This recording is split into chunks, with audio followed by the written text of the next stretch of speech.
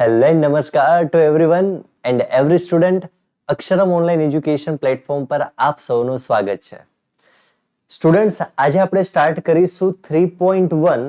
એમાં પણ અગત્યના જે સૂત્રો છે એની સમજૂતી છે, પહેલા એ સમજવું ખૂબ જરૂરી છે.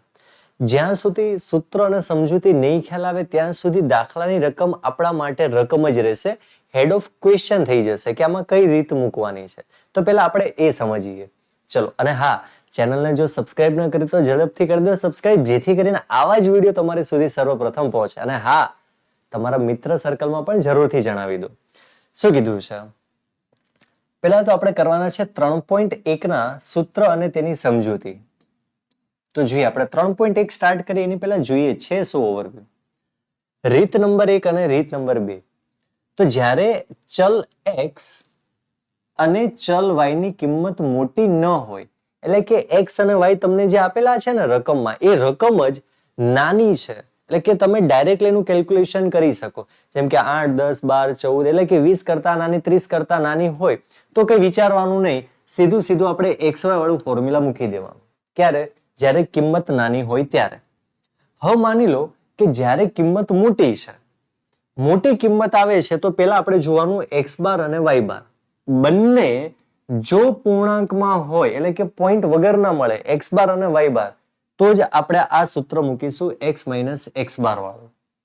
સમજાઈ ગયું? ચેપ્ટર 2 આવડે છે એટલે વધારે સમજાવવાની જરૂર નથી, પરંતુ જો વિડીયો તમે પ્રથમ વખત જોઈ રહ્યા છો તો જરૂરથી યાદ રાખજો, જ્યારે x અને y નિરપેક્ષ અને સાપેક્ષ મોટા હોય, 30 કરતા મોટા હોય, અથવા તો મોટા હોય, ગણતરી બહુ ઓકવર્ડ બની જતી હોય, તો એવા સમયે x બાર અને y બાર ગોતવાના અને શોધ્યા પછી તમારે નક્કી કરવાનું કે x માઇનસ x બાર ની રીત થશે કે યુવી ની રીત થશે. યુવી ની રીત ક્યારે થાય?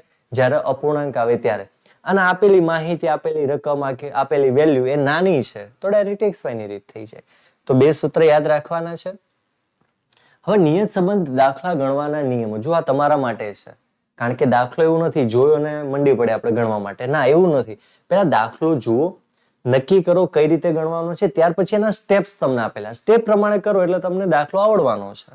પહેલું, દાખલામાં આપેલા રકમ પરથી કોષ્ટકની રચના કરો કે કેટલા ખાના બનવાના છે, અને તેના પરથી બી એટલે કે નિયત સંબંધાંક શોધો. ત્યારબાદ પેલું બી શોધાઈ ગયા, બી ની પહેલા પણ એક સ્ટેપ તમને કહી દઉં. ચલો, x બાર અને y બાર પણ તમારે ફાઇન્ડ કરવાના, કારણ કે જ્યાં સુધી તમે x બાર અને y બાર ફાઇન્ડ નહીં કરો તો તમને ખબર નહીં પડે કે આ x માઇનસ x બાર વાળી થશે કે યુવી વાળી રીત થશે. જો x બાર અને y બાર બંને પૂર્ણાંકમાં મળે ત્યારે જ x માઇનસ x બાર વાળી કરવાની. બે માંથી એક અપૂર્ણાંક મળે છે અથવા કોઈ એક અપૂર્ણાંક મળે છે તો યુવી ની રીત થશે. પછી આવશે a, તો એનું સૂત્ર શું છે? y bar minus b into x બાર, જે તમે ઓલરેડી પહેલા સ્ટેપમાં ગણી નાખ્યું હશે અહીંયા. બસ b તમને અહીંથી મળી જવાનું છે.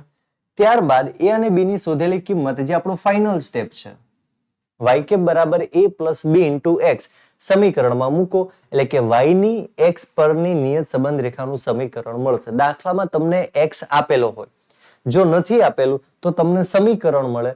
જો x એટલે કે નિરપેક્ષ ચલ તમને આપેલું હોય તો તમને કોઈ ચોક્કસ કિંમત મળશે. તો બસ 3 સ્ટેપમાં દાખલો તમારો પૂરો થઈ જશે. દાખલામાં આપેલા x ની જે કિંમતનું અનુમાન કરવાનું હોય તે કિંમત ઉપરના સમીકરણમાં y ની અનુક્રમ્યતા મેળવવી, જે હમણાં તમને જણાવી દીધું. જો દાખલામાં ત્રુટિ શોધવાની હોય તો નીચેના સૂત્રની મદદથી ત્રુટિ એટલે કે એરર શોધી શકાય છે. ખાસ યાદ રાખજો, જરૂરી સંકેતના નામ આપેલા છે તમને. bxy બરાબર નિયત સંબંધાંક, a એટલે આપણું અચળાંક છે, e આપણા માટે ત્રુટિ છે, y કેપ બરાબર શું છે? y cap. આ સમજાવ્યું હતું ને તમને લોકોને, y કેપ કહેવાય. ઘણા લોકો વાંચતા ના આવડે કે y ની ઉપર એરો. અરે એરો નથી, y ની ઉપર શું છે? y કેપ છે. ક્લિયર?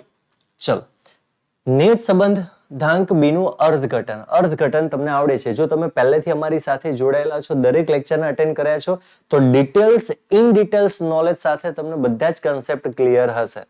ચલો, મારે વધારે સમજાવવાની જરૂર નહીં પડે જો તમે અગાઉના વિડીયોઝ જોયેલા છે આ ચેપ્ટરના. તો જો લેસ ધેન 0 હોય, એટલે કે b ની કિંમત 0 કરતા મોટી હોય, એટલે કે ધનમાં આવે, તો નિરપેક્ષ ચલ x ની કિંમતમાં એક એકમનો થાય વધારો થાય. આપણે બોલીશું કે શું થાય છે? વધારો થાય છે. તો સાપેક્ષ ચલ y ની કિંમત b એકમ અંદાજિત જેટલો જ વધારો થાય x વધતો હોય તો y વધતો જ હોય, બરોબર છે, તો એ આપણા માટે ધન કહેવાય. જો b લેસ ધેન 0 હોય, બરોબર છે, આપણા માટે કેવું હતું? ગ્રેટર ધેન હતું, બરોબર છે, આ ગ્રેટર ધેન હતું, આપણા માટે કેવું છે? લેસ ધેન છે. જો b ની કિંમત 0 કરતા નાની હોય એટલે કે ઋણ હોય, હમણાં જ કીધું ને, કેવી છે આ? ધન છે, અને આ કેવી થઈ જશે? ઋણ છે. તો નિરપેક્ષ ચલ x ની કિંમતમાં 1 એકમનો વધારો થાય તો સામે સાપેક્ષ ચલની કિંમતમાં 2 એકમનો અંદાજિત ઘટાડો થાય. આમાં શું થાય છે? વધારો થાય, અને એકમાં શું થાય? ઘટાડો થાય. તો આ ઋણ કોન્સેપ્ટ બની ગયો.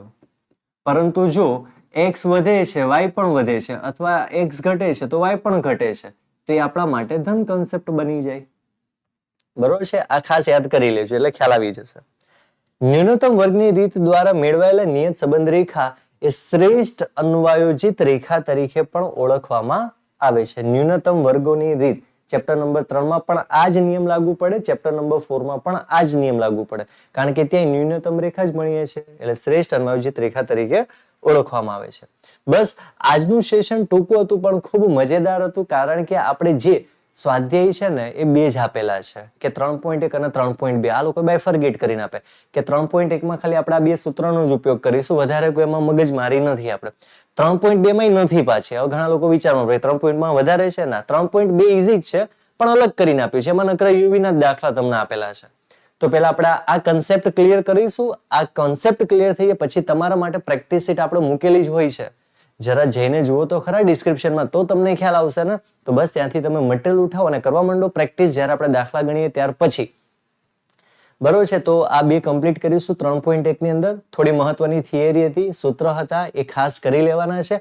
આ એટલા માટે છે કે જ્યારે આપણે ઓન પિચ ઉપર પ્રેક્ટિસ કરતા હોઈએ છીએ તો આપણે સારું પરફોર્મન્સ આપી શકીએ ને. તો બસ હવે સારું પરફોર્મન્સ આપવાનો સમય આવી ગયો છે, પણ એ આપણે જોઈશું નેક્સ્ટ સેશનમાં. તો બસ સૂત્ર તૈયાર કરી લો, મળીએ છીએ નેક્સ્ટ સેશનમાં. ત્યાં સુધી bye, have a nice day.